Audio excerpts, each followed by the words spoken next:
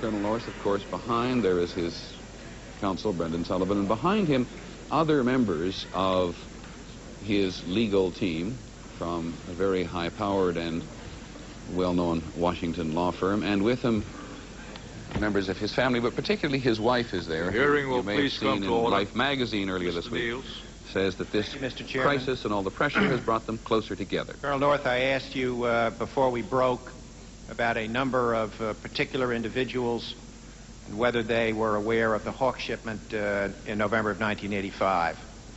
Are there any other officials of the United States government who were aware of the Hawk shipment in November of 1985? I think I've given you the list that I believe to have been aware.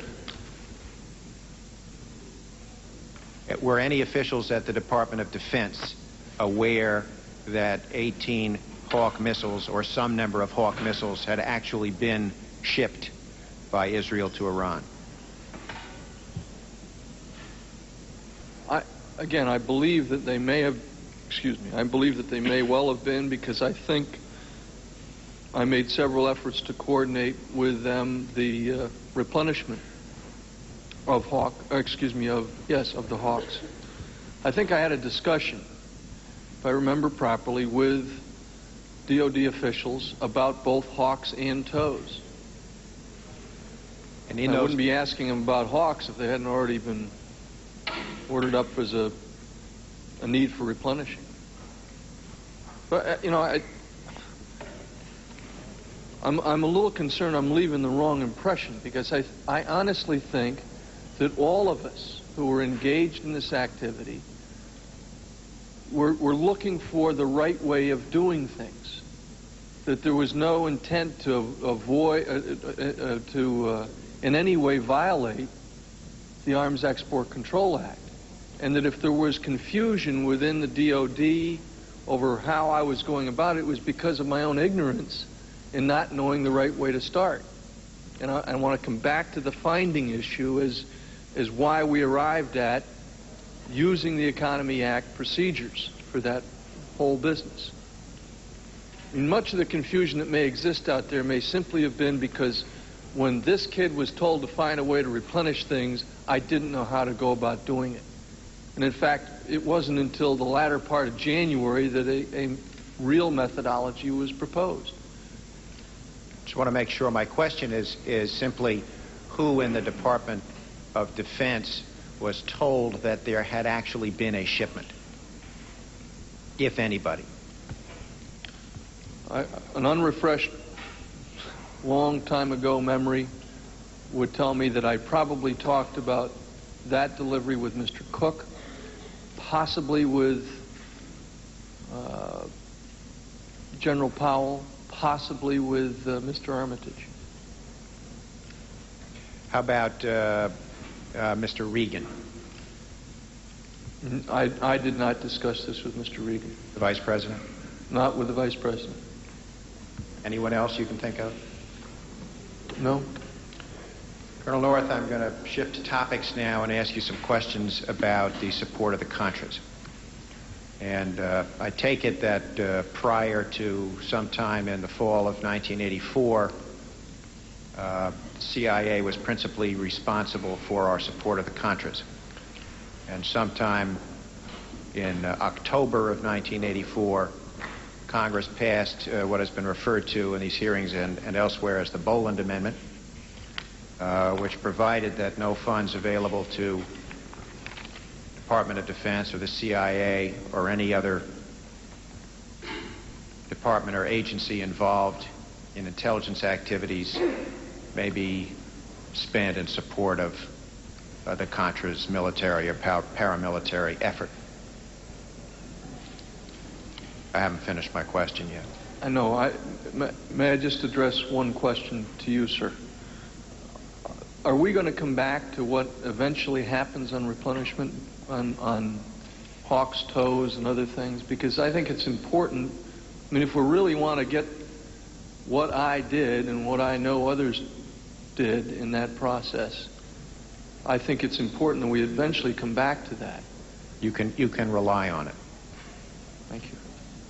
Okay. But I would like to turn for the moment to the subject of the Contras.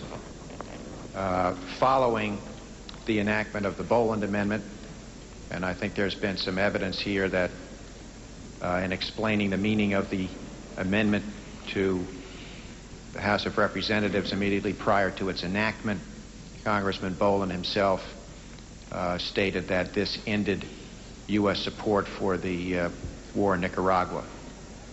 I take it that that turned out not to be the case, that our support continued, and indeed, to a considerable degree, you managed it following the enactment of the Boland Amendment. That's a question. What was the question? Is it correct to say that following the enactment of the Boland Amendment, our support for the war in Nicaragua did not end, and that you were the person in the United States government who managed it? Starting in the spring of 1984, well before the Boland proscription of no appropriated funds made available to the DOD or the CIA, etc., I was already engaged in supporting the Nicaraguan resistance and a democratic outcome in Nicaragua. I did so as a part of a covert operation that was carried out starting as early as the spring of '84, when we ran out of money and people started to look in Nicaragua and in Honduras and Guatemala, El Salvador and Costa Rica for some sign of what the Americans were really going to do, and that help began much earlier than the most rigorous of the Boland proscriptions. And yes, it was carried out covertly, and it was carried out in such a way as to ensure that the heads of state and the political leadership in Nicaragua, in Central America, recognized that the United States was going to meet the commitments of the president's foreign policy. And the president's foreign policy was that we are going to achieve a democratic outcome in Nicaragua, and that our support for the Nicaraguan freedom fighters was going to continue, and that I was given the job of holding them together in body and soul. And it slowly transitioned into a more difficult task as time went on, and as the CIA had to withdraw further and further from that support, until finally we got to the point in October when I was the only person left talking to them. You're talking about now October of 1984? Yes, sir. Yeah, that was my question. Following October of 1984, was the U.S. government support for the war in Nicaragua managed by you? That was the only question. The U.S. contact with the Nicaraguan resistance was me. And I turned to others to help carry out that activity. Did you manage it? I tried, in terms of coalescing the activities that went on, yes. You said you were given the job. Who gave it to you? Well, I guess it fell to me by default. Mr. McFarland was the one who originally tasked me to go make contact with the resistance, assure them of our unflagging support.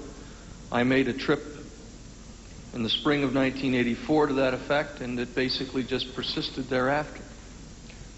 Well, maybe it would be most useful to get into specifics of the areas of your support.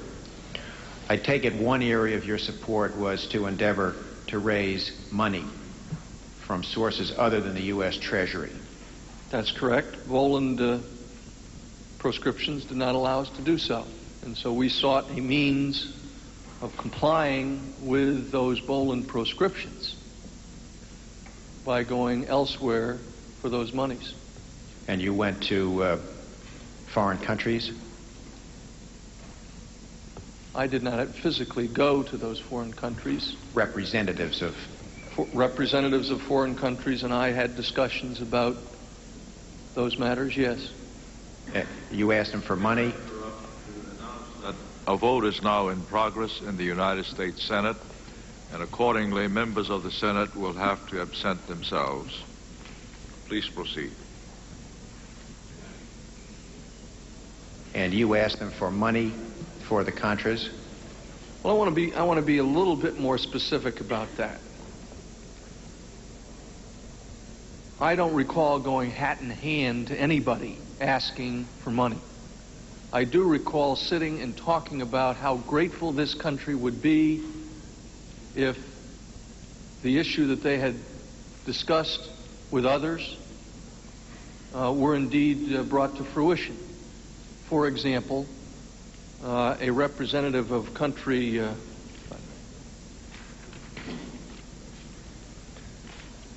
3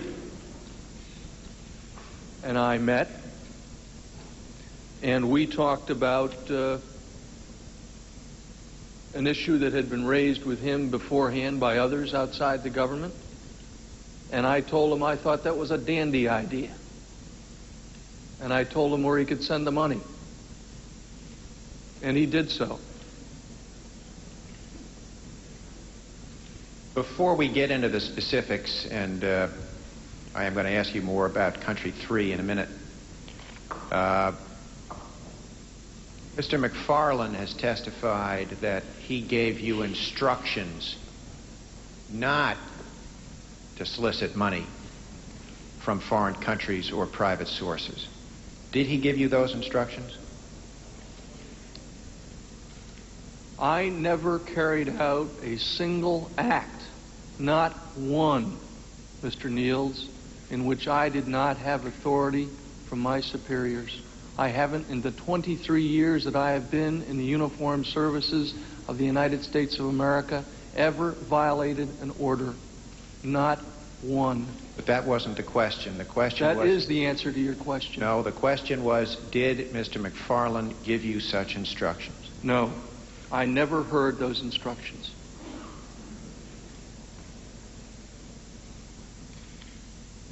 And I take it that it was your understanding from what you've just said that, quite to the contrary, you were authorized to seek money from foreign countries.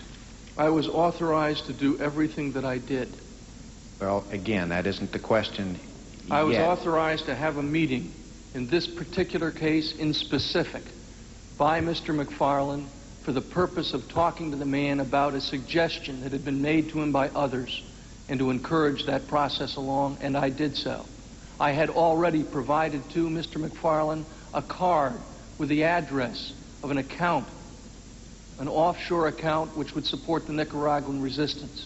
And thank God somebody put money into that account, and the Nicaraguan resistance didn't die, as perhaps others intended. Certainly the Sandinistas and Moscow and Cuba intended that, and they didn't die.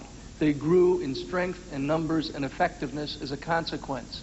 And I think that is a good thing. And Mr. McFarland was the person who asked me for the card on the account and with the account, and I gave it to him.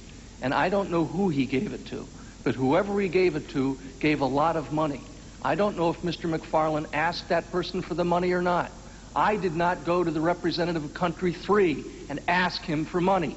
He suggested that he put money there, and I told him where to send it. And thank God he did so, too.